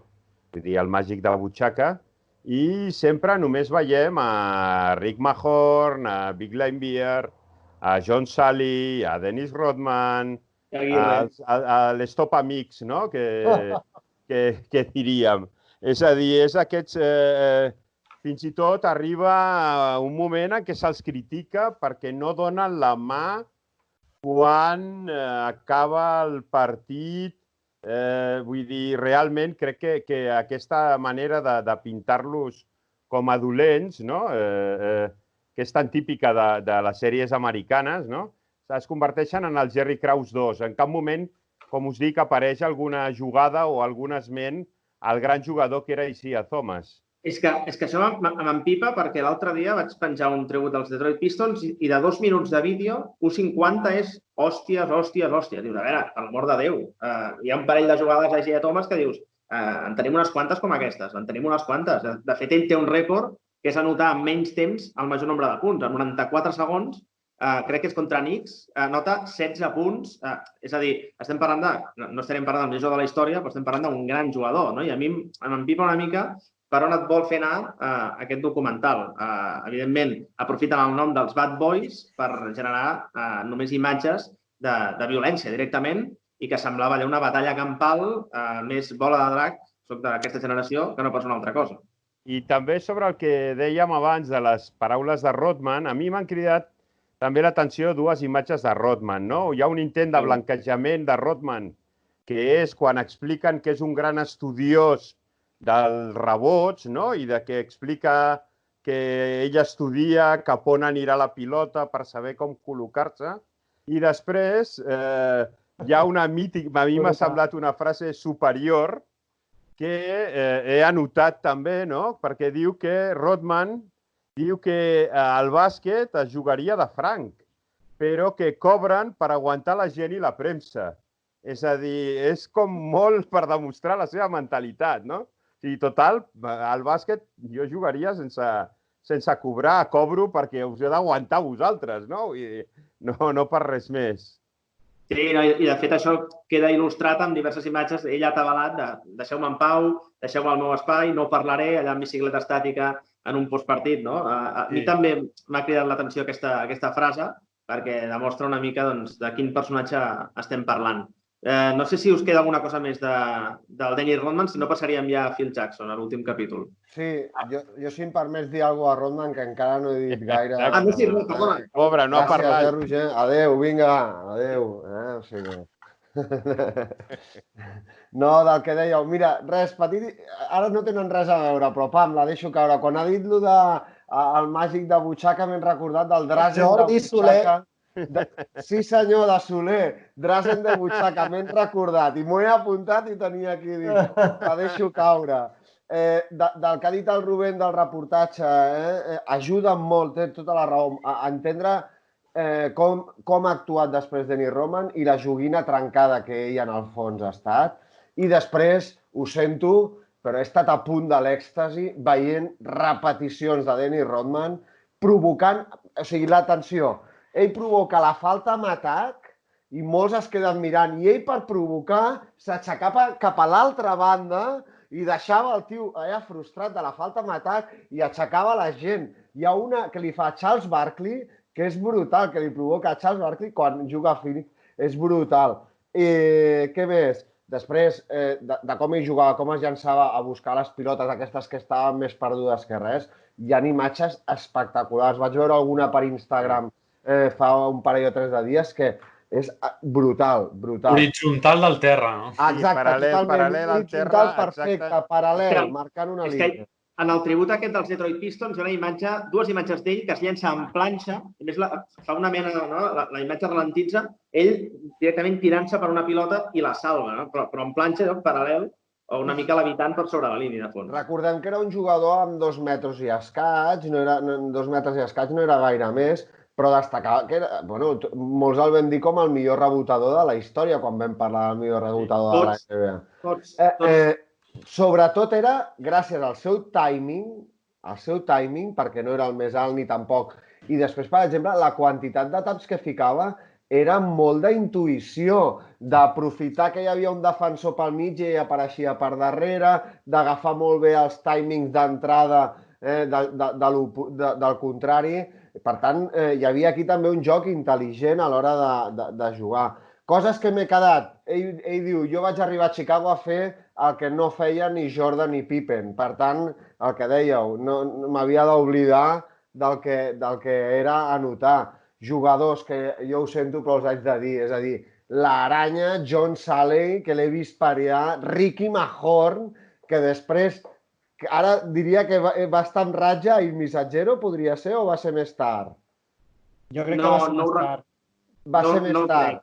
Va ser més tard. Va ser més tard, però va estar el missatgero de Roma, que va jugar una eliminatòria contra el Fòrum de Sabonis, que li va donar estopa a Sabonis amb aquella eliminatòria que no vegis, la recordo. És més tard, sí. I noms que han sortit Hores Gran, el gran oblidat perquè no està el segon three-peat. però que va ser molt important en el primer three-peat, hores gran. M'ha agradat veure molt a Cleveland, clar, el que queda retratat és Craig Elo amb aquella darrera jugada, però clar, m'ha encantat veure Mark Price i a Brad Doherty, aquella parella que va aguantar a Cleveland durant molts anys, em va agradar moltíssim. I Ron Harper dient, no em toca defensar a mi, doncs d'acord. Exacte, en aquella darrera jugada, diu, no, però llavors... I d'Isia Thomas i de lo del Jordan, que ja heu comentat, el tema dels Jocs Olímpics. Després, Rodman, ja això ja no ho volia comentar, perdó, volia comentar que el traspàs de Rodman a San Antonio surt per allà un nom que em va sonar finet. Ell és traspassat a San Antonio, sí senyor, a canvi de dos jugadors, Sean Elliott i David Good, el gladiador del Barça. I què més? Res més. Jo no afegiria res més. Fins aquí estaria... Avui que m'heu de suspendre en aquest tercer capítol perquè el pobre David no havia dit res i encara no havia parlat. Rubén, tu ja has parlat de Rodman? Perquè clar, ara a veure si encara em deixaré algú. Sí, no, jo he parlat de Rodman, però sí que se li ha fet una injustícia per mi als Bad Boys. És a dir, estàvem parlant apuntava el Marc, un altre dels oients que tenim, no? De dir, com pot ser que deixin a Isaiah Thomas com el deixen, o a Joe Dumas. O sigui, Joe Dumas era un jugador tècnic, un jugador molt espectacular, i aquest equip jugava. Altra cosa és que, evidentment, utilitzaven les seves eines. Però també et diré, els mateixos Pistons, al seu reportatge ho diuen, volen Bad Boys, som els Bad Boys, doncs anem a ser els Bad Boys. I ells mateixos s'autodefineixen, lluitant contra tot, sent els Bad Boys. Ara, realment ho era. Jo he de reconèixer que he tingut un procés invers amb els Bad Boys. És a dir, jo com a gran seguidor dels Lakers he passat d'odiar-los afèrrimament a ara verolar-los des de la distància i veure com van aconseguir els campionats. De fet, són els culpables també que estiguessin els Bulls tot l'estiu matant-se a fer peses, instigats per Michael Jordan per intentar competir amb ells a nivell físic, que és una de les coses que també m'ha sobtat del reportatge. La migranya de Pippen. Sí, la migranya, exacte, la migranya de Pippen. Michael Jordan també fa comentaris sobre la migranya, ja havia fet comentaris sobre la migranya de Pippen. És més, cada vegada que Scottie Pippen jugava malament, Michael Jordan li deia, què, otra vez con migranya? Sí, m'he recordat de dues coses, perdoneu, que també d'aquest capítol. El denominat Jordan Rules m'encanta, és a dir, m'encanta el terme Jordan Rules. I després una dada, dels 5 inicials del All-Star previ als Jocs Olímpics, dels 5 inicials dels dos equips, l'únic que no va després a Barcelona 92 d'aquests dos 5 inicials és Isaiah Thomas. Perquè veiem que es deixa fora un jugador que no és que estigués ja a capa caiguda, estava encara on the top. Home, però com deia jo abans, Jordan acaba dient no, Isaiah Thomas, jo ja no l'odio i per mi el que digui mereix el respecte. Evidentment, diu tot al revés. Directament diu que és bullshit l'opinió que tingui Isaiah Thomas. És a dir, aquí directament no té pèls a la llengua, no? Bueno, però jo crec que és Vox Populi, que no va anar perquè Jordan va dir no va. Per molt conegui, Per molt conegui. Escolteu, anem al darrer capítol. Un segon només. Jo volia trencar una llança a favor del David. Mentre vosaltres estàveu discutint, jo us escoltava, però alhora estava mirant internet i és cert que Dino Radja i Rick Mahorn van coincidir a Roma una temporada. Raül, jo pensava que no havien coincidit, de veritat. Jo crec que era quan ell ja havia marxat, va arribar ell. No, acabo de consultar-ho ara mateix i la 91-92, em sembla que és, coincideixen a Roma. O això és el que he trobat jo a internet ara mateix, Vull dir... Segur. Em sonava que sí. A mi em sonava que no, però evidentment, doncs, endavant. Roger, ja t'he ensenyat dues coses. Qui va ser el primer estranger que va fitxar la penya i que Ricky Mahorn i Radja van jugar junts. Que quedi constància que aquí amb vosaltres és un plaer perquè en sabeu moltíssim i, per tant, m'encanta que m'enganxeu perquè això vol dir que també n'aprenc cada dia i m'encanta, ja ho saps, David. Escolteu, anem al quart capítol, deixant de banda Dino Ranch i companyia. Parlem de Phil Jackson i també ja sabeu que, clar, dic que el 4 m'agrada molt. Per què? Perquè surt Tex Winter. Ja sabeu la meva debilitat pel triangle ofensiu, per Tex Winter. Trobo a faltar un nom, Sam Barry, que és l'ideòleg quan entrenava Tex Winter d'aquest triangle ofensiu. Crec que està força ben explicat. No s'hi passa de puntetes. Crec que amb la dosi i en la mesura justa te la donen perquè no quedis embafat de tàctica, però alhora també et fes una idea de què vol dir el triangle ofensiu. Aquesta mena de share balling, de compartir la pilota, que després aplica també en la seva mesura diferent Steve Kerr als Golden State Warriors, per exemple. I parla de Phil Jackson, de com es va fer Phil Jackson, de la bona relació que té amb Jerry Krause i de la seva etapa a Puerto Rico, els 2 anys que guanya com a jugador dels New York Knicks i del seu origen a Montana, amb tota aquesta relació amb el budisme, el mestre Zen, però també, evidentment, amb els indígenes americans, no? Sí. Torna a aparèixer la figura de Jerry Krause, però és l'home que aposta per ell, perquè Doug Collins aporta els Bulls a la final de l'Est i després Jerry Krause se'l carrega i posa un ajudant de primer entrenador i confia en ell 100%. És a dir, ell ja l'havia intentat portar als Bulls amb Steven Albeck, d'acord? Que és un entrenador que venia dels Nets i Steven Albeck el ve vestit, ve amb pantaló curt i tal, i l'entrenador diu, escolta, no, aquest tio no el vull d'ajudant, i quan als 2 anys torna a aparèixer la figura de Phil Jackson, Jerry Krause amb Doug Collins i entra d'ajudant i allà ell amb la figura de Tex Winter, sobretot amb el tema del triangle ofensiu. Però s'ha de dir que és una aposta molt clara de Jerry Krause i mira com van acabar.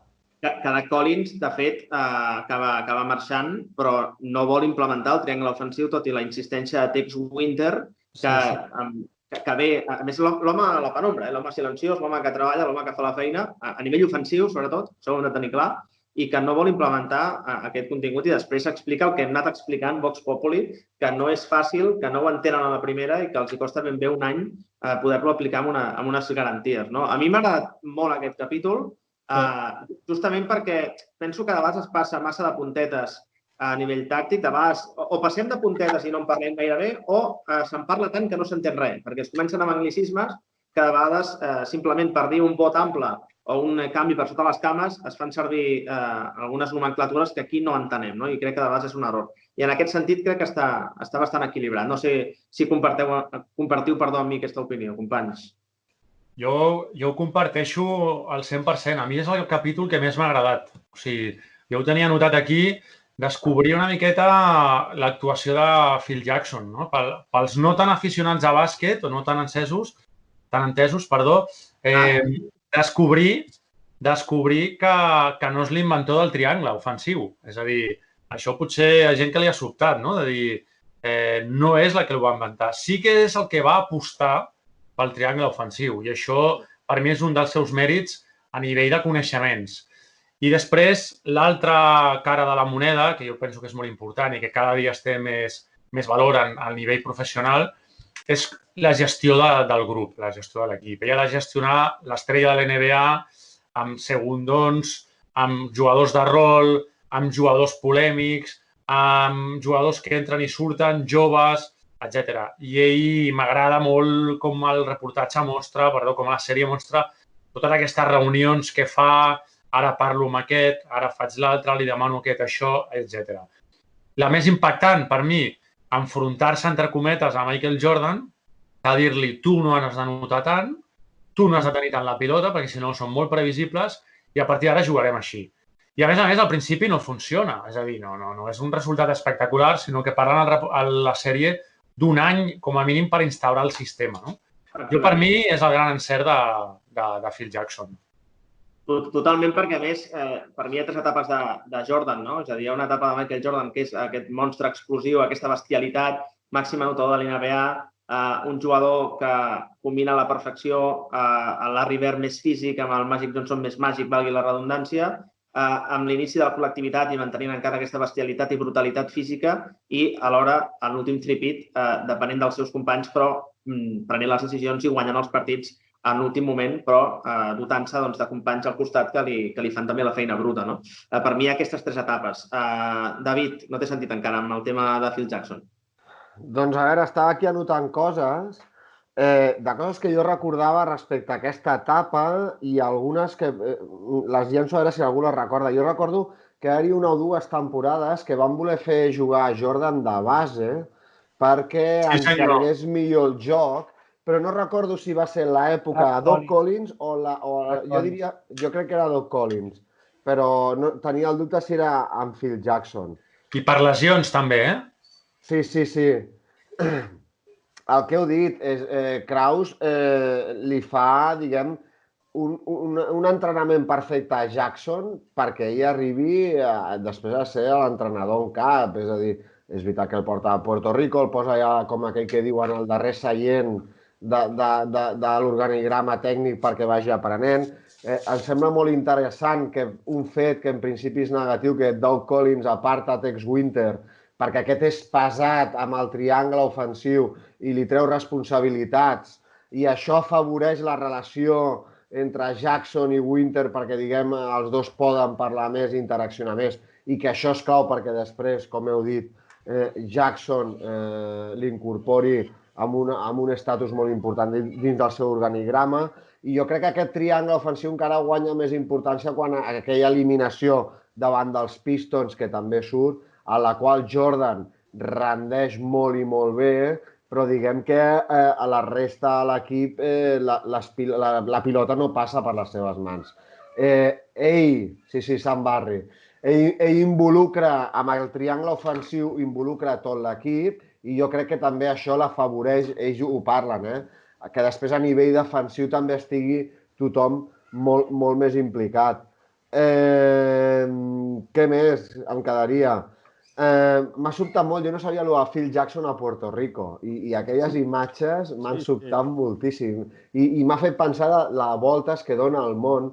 Qui li anava a dir a Phil Jackson que després, o sigui, quan estava ja entrenant a Puerto Rico amb una situació social complicadíssima, que acabaria guanyant 11 títols i tenir a 2 jugadors com Michael Jordan i Kobe Bryant com a màxims exponents.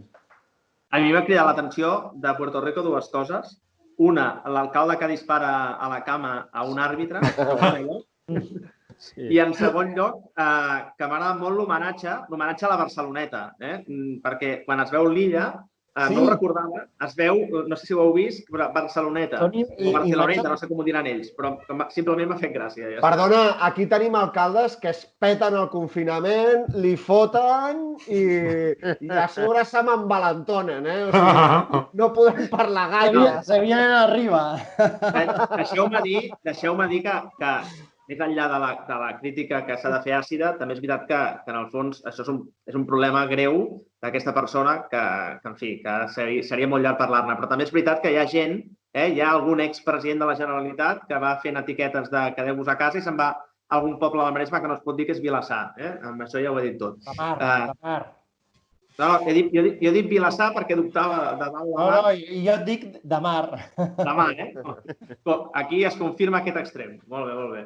No es pot dir a aquesta persona. Seguim parlant, va. Sí, aquí potser a mi m'agradaria parlar, que crec que sóc el que no ha intervingut encara del quart capítol. Sóc el David del quart. Que a mi, quan vèiem aquestes imatges de Pippen assumint el que deia Phil Jackson, a mi m'ha vingut al cap un reportatge, no recordo perquè em vaig veure 2, però un d'ells era en què Manel Astiarte explicava com va deixar de ser el jugador que havia estat el màxim golejador dels Jocs Olímpics de Moscou, però que Espanya no havia obtingut cap mena de títol, per passar a ser el jugador que no era el màxim golejador dels Jocs Olímpics de Barcelona o d'Atlanta, però que Espanya guanya una medalla de plata a Barcelona i una medalla d'or a Atlanta, no? és aquesta idea de grans jugadors, de grans estrelles, del màxim en la seva competició, però que si volen guanyar un títol han d'assumir que ells sols no poden fer-ho i que han de cedir responsabilitats en els seus companys perquè bé, ells sols, una persona sola no pot pas guanyar un títol. És a dir, jo ràpidament aquest capítol Que fer un soroll de papers... És el Rubén movent fulls. D'acord. És que entra molt fort, d'acord. Aquest matí veia el quart capítol i de seguida, quan he vist el Jordan, m'ha vingut al cap l'Estiarte. I després, bé, ja sabeu que a mi m'agrada fixar-me també en coses així una mica estrafolàries. I per una banda és la gran aparició de Grenville Waiters, repetides vegades. L'exjugador del Barça, Grenville Waiters, apareix perquè formava part de la plantilla del Chicago Bulls. I per una altra, hi ha un moment que se'ls cola una imatge, no sé si us heu fixat, i surt un autocar Canals. Sí. Jo crec que deuen ser unes imatges que deuen estar ja en arxiu dels Jocs Olímpics. No? Jo vaig pensar això. Jo he anat més enllà i m'he imaginat bé, tant el Raül com el Rubén deuen haver viscut aquesta situació, no? Que és la professora quan et baixa el nen de les colònies i m'imagino la mare del Dennis Rodman, no? Que li estan donant al seu nen i li diuen miri, pobret, li ha picat un mosquit i se li ha posat la cara així, no? Doncs al veure l'autocar Canals m'ha vingut la imatge de les colònies escolars quan et tornen els nens, no? Després de passar 2 nits fora. Ha estat així com un flash, no? Per mi el quart capítol és el més bo, a part de perquè és el més bo, perquè m'ha fet recordar altres coses, de manera Estiarte o a xuminades com Grenville Waiters o les colònies de les meves filles. Home, a mi Canals m'ha recordat el Juanito Canals, primer gran defensor de la Lliga Espanyola, però evidentment és el que has explicat tu sobre el tema de les imatges d'arxiu dels Jocs Olímpics de ben segur, no? Jo per mi sobre Phil Jackson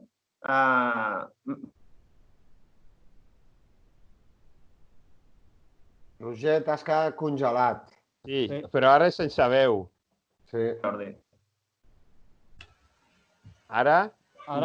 T'havies quedat congelat de veu i d'imatge, Roger, no t'hem escoltat. Ara sí que bé? Ara bé. Sí. Preguntava sobre el fet de les substàncies del senyor conegut com un hippie que no era gaire jugador de l'NBA com a prototip, del que heu explicat abans de Phil Jackson. És a dir, això també es blanqueja una mica, començant per la seva infantesa a Montana, amb els indígenes, que ell diu jugaven a vaquers i a indis, jo era sempre l'indi, una mica en aquesta etapa prèvia a anar a Puerto Rico. Sí. Sí, la figura de Phil Jackson és una persona molt peculiar. Heu parlat una miqueta dels llibres, pels que no sàpiguen, ell a l'iniciar cada temporada li regalava un llibre a cada jugador, però buscava un llibre específic per cadascun d'ells. I ha sortit alguna anècdota arrel d'això que Jenny Bass, que crec que va ser la seva dona, i no sé si encara ho és, no ho sé si ho és, explicava que quan portava ja uns anys li deia home, però tu vols dir que no t'està frustrant una mica que hi hagin alguns jugadors que tal com els dones al llibre el deixen allà a sobre i nunca más se supo? I ella amb la seva vessant molt filosòfica diu el llibre està allà, si el llegeixen dintre de 10 anys la idea ja s'haurà quedat. Per tant... Ara que has dit això que el llibre és allà, m'ha recordat el moment que torna Dennis Rodman a la vida, ja m'enteneu, quan torna de Las Vegas, i apareix allà i el Phil Jackson li diu, vinga, va, implica't ja, sisplau, espavila. I el Michael Jordan li diu, a veure, està aquí físicament, no? Més no demanis. Doncs una mica m'ha recordat això, que el llibre és allà, Dennis Rodman físicament era allà, però tampoc sabien ben bé on era, i se'l miren tots rient, descollonant-se, em perdó l'expressió, i ell ni se n'assabenta, ell mirant a l'horitzó perdut, no? Ara perdoneu que he fet aquest petit flashback. Però amb tot això, tu, ja que parlàvem de Phil Jackson, manegar el contracte de Pippen com tens i la corda demanant el traspàs. Que Rodman et demana 48 hores... Bueno, et demana i diu, com només em va donar 48, doncs agafo 48. Ja es veurà després el temps que serà, saps? És a dir, 48 no es va agafar. Unes quantes més també. Això, manega que tu t'han posat data de caducitat, que això s'acaba al maig de l'any vinent, és a dir, o al juny, és a dir, no hi haurà més. Manegar tot això, o sigui, has de ser, bueno, un crac, les coses com siguin. Sí, sí, totalment. Raül? No, sobre això que deia el David, manegar tot això en un entorn com la NBA, sent l'equip campió del món, és a dir, amb tota la pressió que això comporta.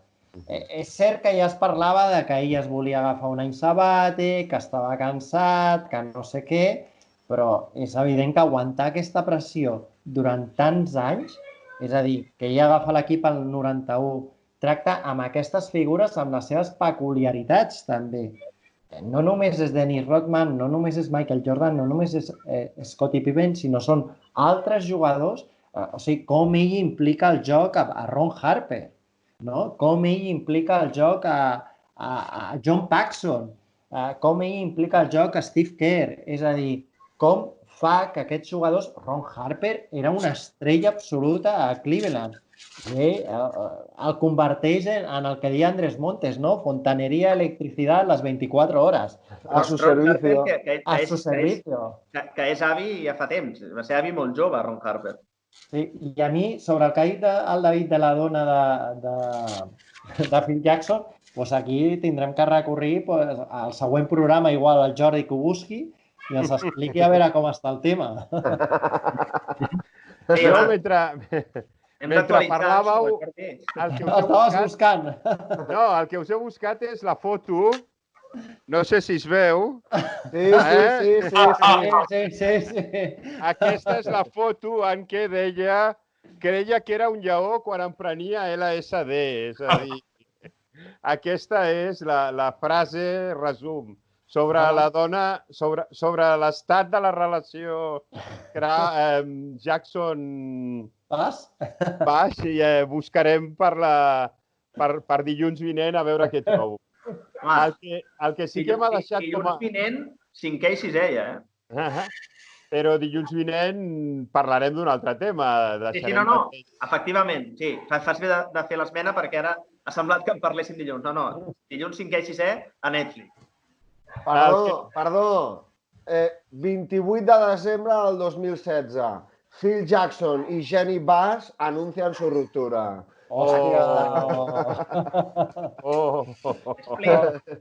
Haurem de buscar els Sálvame Deluxe. El polígrafo. El que sí que després de veure el quart programa m'ha quedat molt clar que no voldria estar a la pell de l'Scott Burrell, no? És a dir, no sé si recordeu aquella imatge a l'avió en què està dient que no ha dormit, que ha sortit, que ha begut. M'estava imaginant el Scott Burrell mentre retransmetia el capítol als Estats Units enviant whatsapps als seus pares dient el Jordan és molt bromista i tot això és mentida, tot el que deia és broma. És a dir... A més, fa broma, però amb una cara de pòquer que diu... Val més que ho desmenteixi ràpid, perquè és que si no... Bueno, no sé si fa broma. A més, ell dient, escolta, que això veuen els meus pares, i ell diu, doncs mira, que sàpiguen que ets un alcohòlic. Exacte, no, és que no sé si fa broma o no. Per això, sí, també és veritat. S'ha de dir que el mateix Scott Burrell és el protagonista a l'Open McDonald's, que li diu, serà el meu primer campionat que he guanyat, fes-me una abraçada. I el Jordan se'l mira amb una cara de menyspreu absolut a dir, però escolta'm, que això és un torneig d'estiu, deixa'm en pau, i m'ha fet molta gràcia aquest moment. De fet, ell aixeca el títol, sí que és agraït, moltes gràcies, thank you, i fa el comentari de quan marxem cap a casa, sisplau. A veure si podem marxar cap a casa, perquè sí, molt bé París, la boina, aquell senyor que li posa el micròfon i la pataca i li demana un autògraf i ell se'l mira amb cara de, escolta, noi, ara no és el moment, i m'ha fet molta gràcia aquestes dues anècdotes de Scott Burrell, que va jugar una temporada, no? Si no m'equivoco, als Chicago Bulls. De fet, aquella era la primera i no sé si va ser l'última. Crec que no va jugar més als Chicago Bulls. No me'n recordo.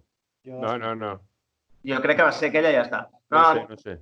Sobre això que comentaves, que sí, que de vegades s'havia d'anar en compte, perquè Jordan no sabia si feia broma o si no feia broma. Rubén, sobre Phil Jackson, no sé si... Crec que ja t'he donat pas, oi? Que sí, som tants avui ja que no... Sí, Rubén. No se li sent. T'has de posar el... Perdó. Que jo he opinat abans de Phil Jackson, però jo crec que entre el que hem dit entre tots ha quedat com una figura que se li ha de reconèixer el mèrit en aquest sentit. Comentava el David, comentava el Raül i comentava el Jordi, però és que realment lidiar amb tot això, amb l'aparent parsimònia que ho feia ell i fent funcionar l'equip, jo penso que té un gran mèrit en tots els aspectes, tècnic, tàctic i sobretot psicològic. Sí. Jo només vull dir que ara m'han vingut al cap dos noms. Un és Walt Frazier, l'altre Mark Eaton, dient que, home, que aquest noi no el veien que pogués ser el líder de la nova generació de l'NBA. Doncs bé, aquí van quedar les declaracions de Frazier i de Mark Eaton. Mark Eaton, per cert, gran taponador. Segur que recordeu a Mark Eaton i també a Walt Frazier dels Knicks. No sé si voleu afegir alguna coseta més, companys. No, jo crec que ja... Per avui hem donat prou la murga en els nostres ullets. Prou la tabarra avui, Ha estat molt divertit, segur que s'ho passaran molt bé, com nosaltres fent el... Jo sí que vull afegir una crítica per despedir-me. És el meu amic Nacho, que és profe d'anglès, que és mestre d'anglès, em deia que hi ha moltes coses a millorar a nivell de doblatge. És a dir, s'està parlant Sí, s'està parlant d'un vocabulari molt poc específic, però ja no dic en detalls, que si pick and roll... No. Estem parlant de que parlen de juegos en lloc de partits, parlen del draft, parlen d'elecció, de reclutamiento... Perdoneu, és que aquell que més o menys no entén l'anglès, que no veu en versió original, per mi és un crim. Jo l'he vist en versió original i guanya moltíssim. Jo he fet l'exercici de veure... Jo us ho recomano, perquè no té res a veure. He fet l'exercici de veure en versió original i veure el mateix fragment que he fet, crec que en 15-20 minuts en castellà, és infernal. O sigui, és una autèntica vergonya. Perdoneu que ho digui així, perquè això de juego és una cosa que em molesta molt, però si t'hi fixes, hi ha un moment que enganxo 3 o 4 jugades en què estan doblant els narradors de l'època que no encerten res del que estan dient, que sembla un altre esport, que es nota que el qui ho està fent o que el qui ho ha fet, perquè el qui ho està fent al final està posant la veu a una obra escrita, però qui ho ha escrit, qui ho ha doblat, no en té ni punyetera idea del que està explicant. I això em sembla... Exacte. A mi m'ho han fet veure perquè jo l'he vist en versió original, però quan m'ho ha dit m'he quedat bastant parat i ho he mirat, no? Llavors, entrenaments, en lloc de dir entrenaments, diuen pràctica. Llavors, clar, es nota que les persones que estan traduint això tenen poc a veure amb el món del bàsquet. Però és que a més et diré una altra cosa. Crec que tots hem fet en algun moment de la nostra vida l'exercici d'agafar el Google Translator per tenir una idea concreta del que s'està dient en algun llenguatge més o menys específic. Ha semblat que han agafat tot el mòduls, diguéssim, escrit, l'han posat al Google Translator i ha sortit això, perquè quan tu al Google Translator poses entrenamiento o training, el que et surt pràctica, si poses un partit o un match et surt juego, és a dir, sembla clarament del Google Translator. A mi m'ha semblat lamentable, no?, el següent. És a dir, una cosa... Jo volia dir-ho al final perquè la veritat és que és una part de la millora. Jo crec que amb tot el que he dit jo, sobretot, i amb la vehemència amb la qual ho he dit, crec que no caldria acabar amb tot el respecte, perquè la veritat és que no cal.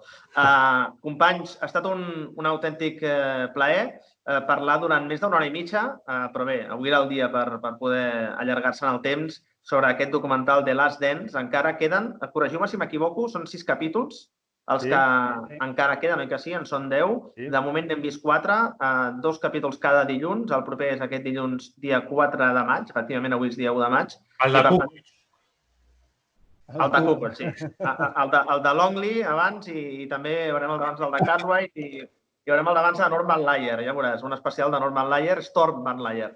En qualsevol cas, ha estat un luxe, companys. Moltíssimes gràcies. Recordem l'etiqueta, jo em quedo a casa, ens quedem a casa. Ara es començarà a poder sortir, però amb mesura, sobretot, responsabilitat. I Jordi Marín, la teva etiqueta avui més que mai. Un dia menys per acabar el confinament.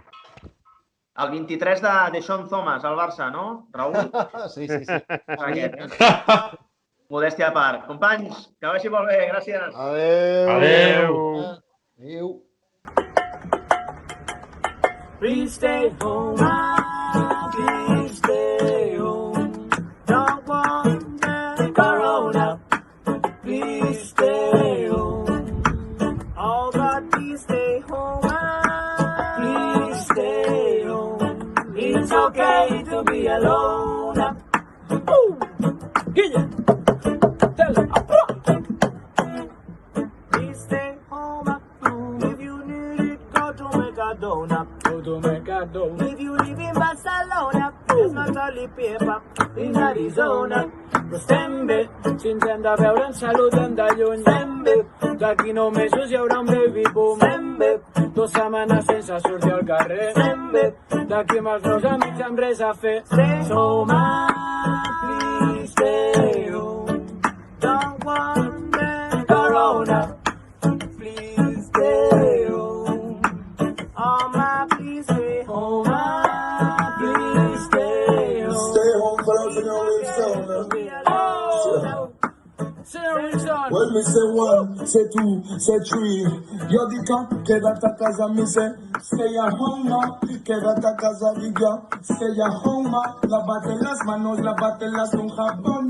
Lávate las manos con jabón. Que es poca, toda precaución. Do all we together in a one action. When man call Willie, they upon the combination.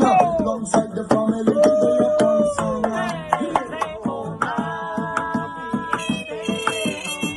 Long team and the sing real song. Quédate a casa.